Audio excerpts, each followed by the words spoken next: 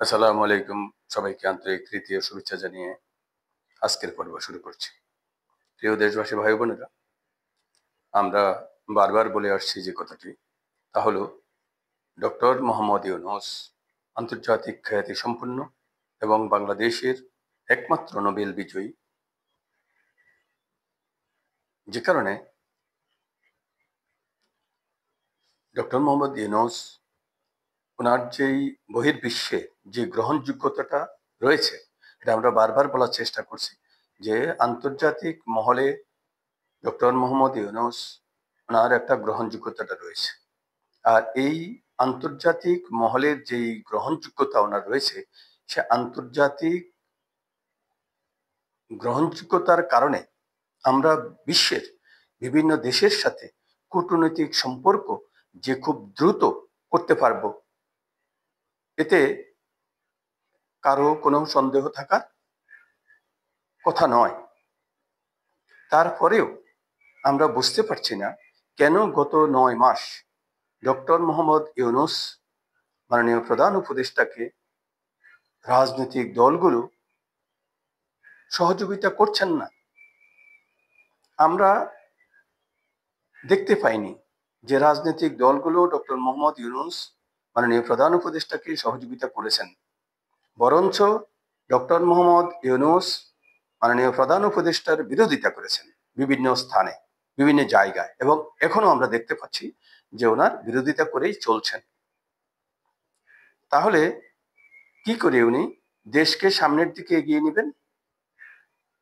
তাই আমরা এখন দেখতে পাচ্ছি যে পুরো দেশ একটি অন্ধকারের মধ্যে নিমজ্জিত হতে চলছে।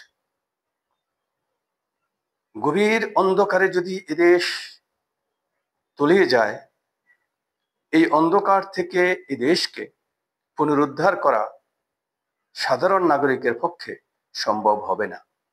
সুতরাং এই যে 18 কোটি বাঙালি, 18 কোটি এই যে জনগণ, এই 18 কোটি জনগণকে ঐক্যবদ্ধ হতে হবে। আপনারা বিভিন্ন লোকের বিভিন্ন ধরনের কথা শুনে আজকে ইউটিউবে বক্তার অভাব নেই, আজকে ইউটিউবে নেতার অভাব নেই, আজকে ইউটিউবে বুদ্ধিদাতার অভাব নেই, আজকে এই ইউটিউবের কল্যাণে আপনাদেরকে গল্প শোনানোর মতো লোকের অভাব নেই। কিন্তু আপনারা যে গত 53-54 বছর শুধু গল্প শুনেছেন, এই গল্পের কি সমাধান পেয়েছেন? গল্পের সমাধান পাননি, শুধু গল্প শুনছেন, এবং গল্প শুনতে আপনাদের খুব ভালো লাগে।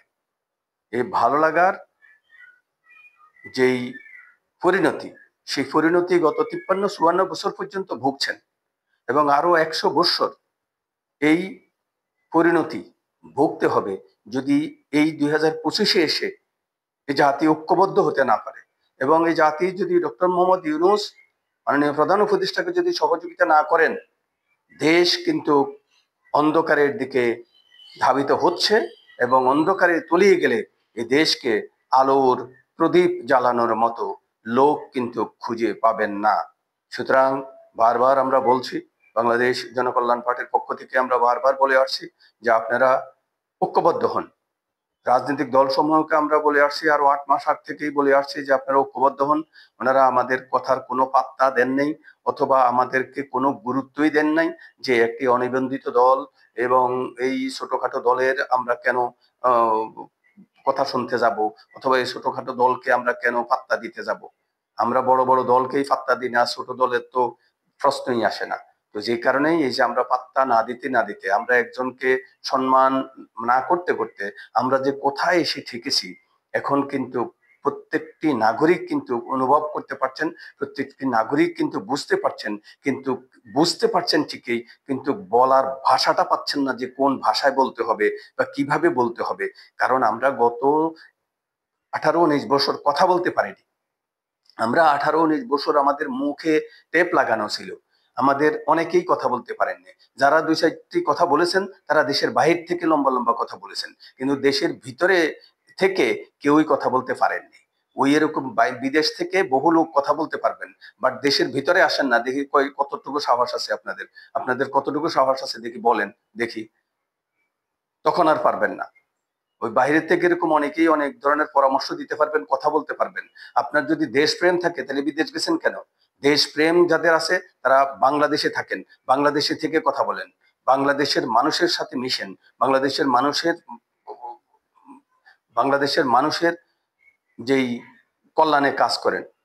আপনারা বিদেশ থেকে বিভিন্ন ধরনের কথা বলবেন, পরামর্শ দিবেন, বাংলাদেশকে যারা ভালোবাসবেন তারা বাংলাদেশে থেকেই এদেশের কল্যাণে কাজ করতে পারবেন।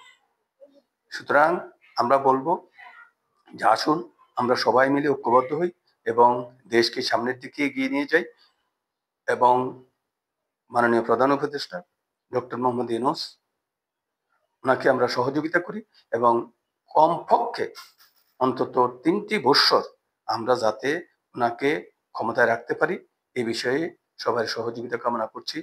আমাদের জনগণ পার্টির পক্ষ থেকে সবাইকে আন্তরিক প্রীতি ও শুভেচ্ছা জানিয়ে আজকের মতো এখানে বিদায় নিচ্ছি। খোদা হাফেজ।